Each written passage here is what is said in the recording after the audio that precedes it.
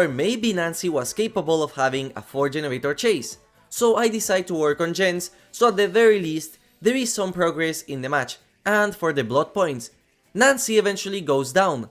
And this is the moment where the match goes sour, as the killer decides to slug for the 4k. Instead of hiding for all the duration of the bleed out, I decide to finish the gen, as I personally do not like going for the hatch.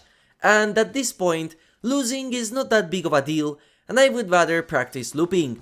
So I loop the killer a bit, lose him, go to Nancy to heal her so she can try again, but she goes down and I go down quickly after that due to a skill issue by my part. I decided to stop recording, because it was a game over, right? Well, I started recording again because this blight decided to bleed us out. Mind you, at no point were we toxic to this killer. There was no teabagging, no disgusting plays. We got 2 survivors that gave up on hook, and now we're stuck here being bled out. At first, I started doing some silly stuff with Nancy just to have some fun, because I found the situation to be crazy, but this was not the first time this has happened to me. Then, I decided that, you know what, let's not waste my time, and I just waited for me to bleed out, so I started working on a script. At this point, I stopped the recording again, but here is what happened. Eventually, after 4 minutes, Nancy bled out, but instead of the killer letting me bleed out, this player decided to pick me up and lead me somewhere. At this point, many of you will think that this killer was leading me to the hatch, but think about it, this is the same blight that just made us waste time being bled out. There was no shot they would give me the hatch. So we eventually arrived at it, and the killer stops.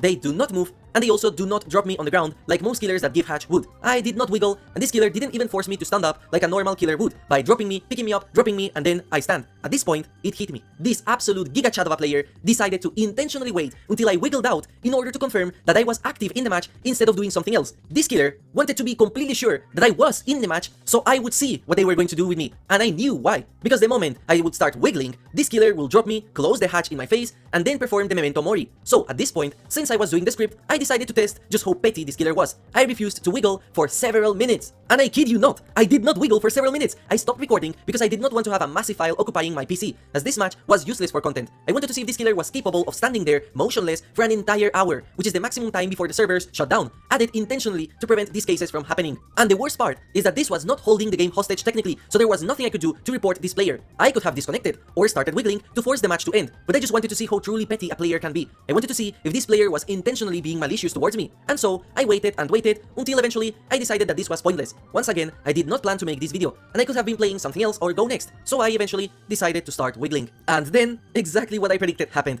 This creature started moving, they dropped me to the ground, closed the hatch, took snowballs, and started spamming them on my body, wait until the bleed out timer almost finished, and pick me up once just to make sure they could extend the bleed out timer a bit, and perform the memento mori animation just to extend the time a little bit more. I have been playing DBD for years, since 2016. I have had survivors sandbag me, killers hard tunnel me, and BM me, getting humped up, all that stuff, but I have never been in a match as miserable as this one, and the worst part is that this was all intentionally done, but it's not a bannable offense. At no point again was I held hostage during the match, as I could have DC'd, and I also could have wiggled out earlier to not waste as much time. I just decided to be as petty as the killer. This player was not a cheater that intentionally stream sniped me,